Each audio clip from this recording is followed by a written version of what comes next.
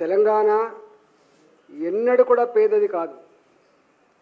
తెలంగాణ పేదరికంలో ముంచబడ్డదని చెప్పి వందల సార్లు మేము మాట్లాడినాం.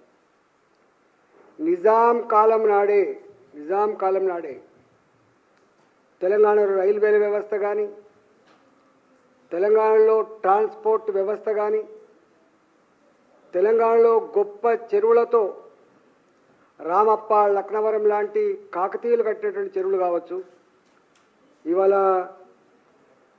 ఒక్క మాటలో చెప్పాలంటే దేశంలోనే అత్యధిక చెరువులు కలిగి వరి పండించే ప్రాంతంగా, సన్నన్నం తినే ప్రాంతంగా వెలుగొందిన రాష్ట్రం ఇది.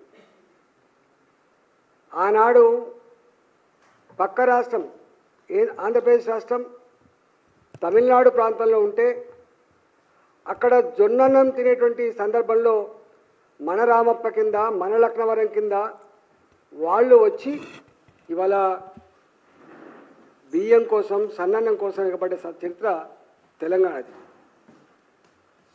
ఉమ్మడి ఆంధ్రప్రదేశ్ రాష్ట్రంలో 69 ఉద్యమం వచ్చింది.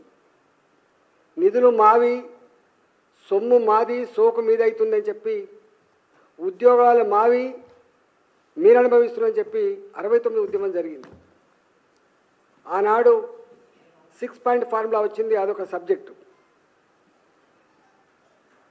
తెలంగాణ ఉద్యమం కొనసాగుతున్నప్పుడు అనేక సందర్భాల్లో ఇవాళ తెలంగాణ స్వయంగా అభివృద్ధి చెందిన ప్రాంతం ఇది.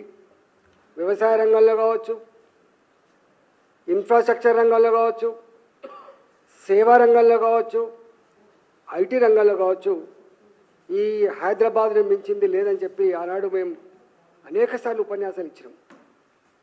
మొత్తం ఆనాటి సమైక్య రాష్ట్రానికి 50% పైబడి ఆదాయం ఒక హైదరాబాద్ నుంచే వస్తుంది. 23 జిల్లాలను సాధేటువంటి ప్రాంతం హైదరాబాద్ అని చెప్పి ఆనాడు మేము అనేక సందర్భాలు చెప్పినాం. కానీ అలాంటి రాష్ట్రాన్ని ఒక వ్యక్తిని దృష్టిలో పెట్టుకొని, ఒక పార్టీని దృష్టిలో పెట్టుకొని ఇవాళ ఇది దివాళా తీసిందని చెప్పి పదే చెప్పడం ద్వారా ఆయన దివాలా కోరుతనమేందో అర్థమైపోయింది.